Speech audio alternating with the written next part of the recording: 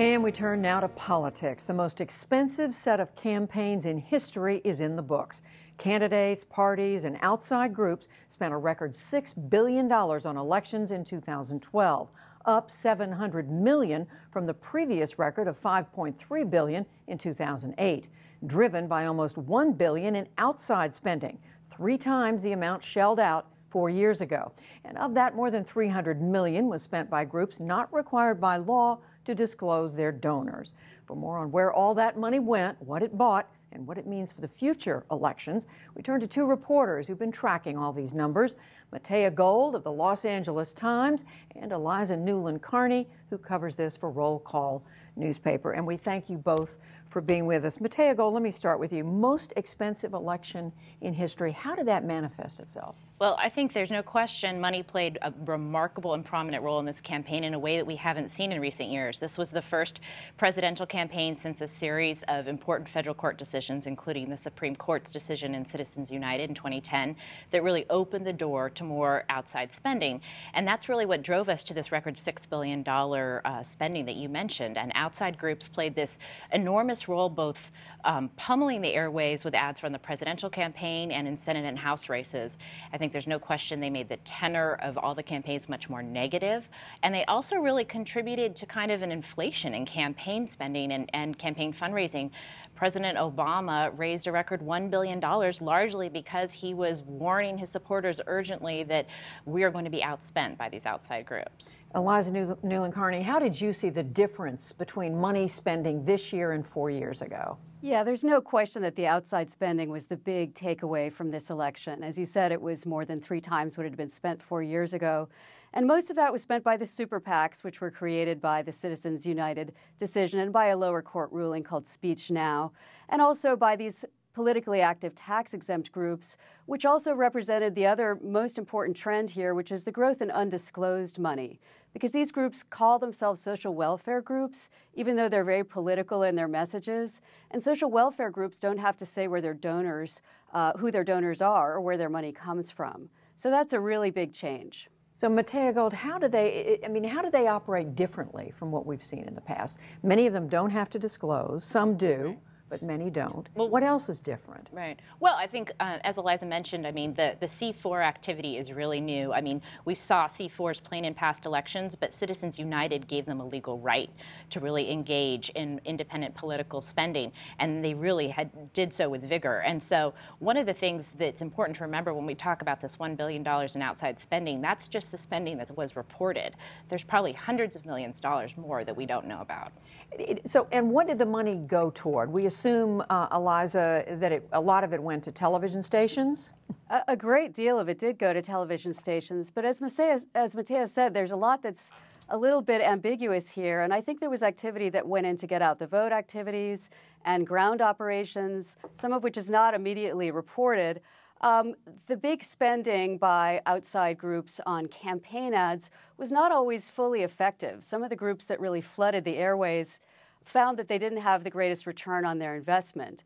But that was where a lot of the money went, and I think the groups that did not succeed this time as well as they would have hoped might be looking at that a little more closely in the next campaign. And I want to ask you both about that, but tell us a little bit more, Matea, about who these groups are. Who were the big spenders in this election? Well, the biggest spenders were a pair of groups that were co-founded by Karl Rove, American Crossroads and Crossroads GPS, its sister nonprofit, which does not disclose its donors. We saw a lot of big traditional Republican donors give to American Crossroads, which does. Americans for Prosperity, which has had backing in the past from the Koch brothers, who are known for being really patrons of conservative causes. They were really a huge force in this election. And you, as you were pointing out, Eliza Newland Carney, for many of them, that money didn't pay off. I mean, many of those, the candidates they were backing from Mitt Romney on, didn't make it.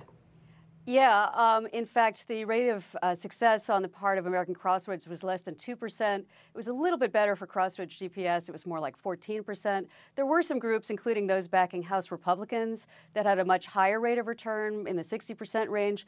But what you saw this time around was the really big winners were actually the liberal groups. Planned Parenthood, 98% success rate. Now, of course, that's because most of their money went for Obama, I believe. Service Employees International Union, around an 80% return on its investment.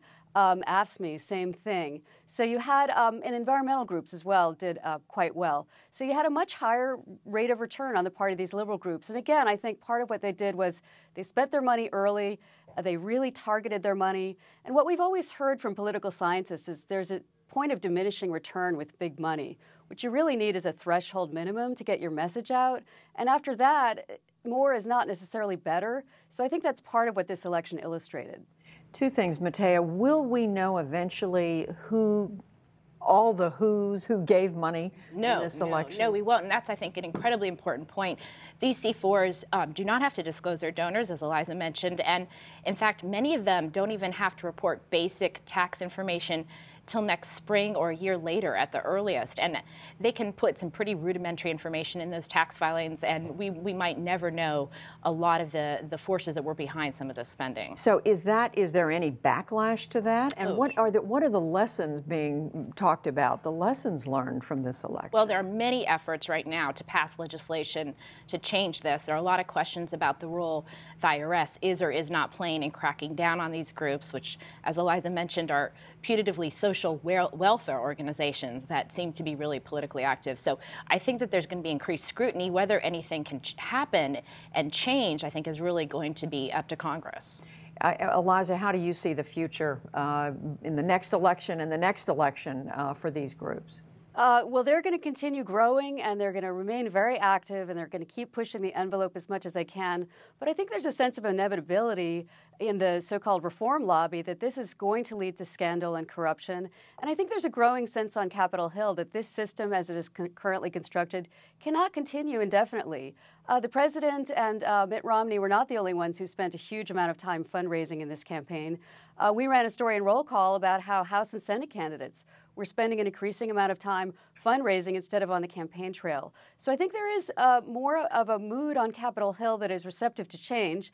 The challenge will be defining what form that change takes. But I think disclosure will be front and center for those who want to discuss changes. And I think you'll see not only a revival of the push for the so-called Disclose Act, but you'll also see an attempt to get better regulation enforcement by the Federal Election Commission and the Internal Revenue Service. Well, a lot to chew on here, and we'll see how much lessons were learned. Eliza Newland Carney, Matea Gold, thank you both. Thank you. Thank you.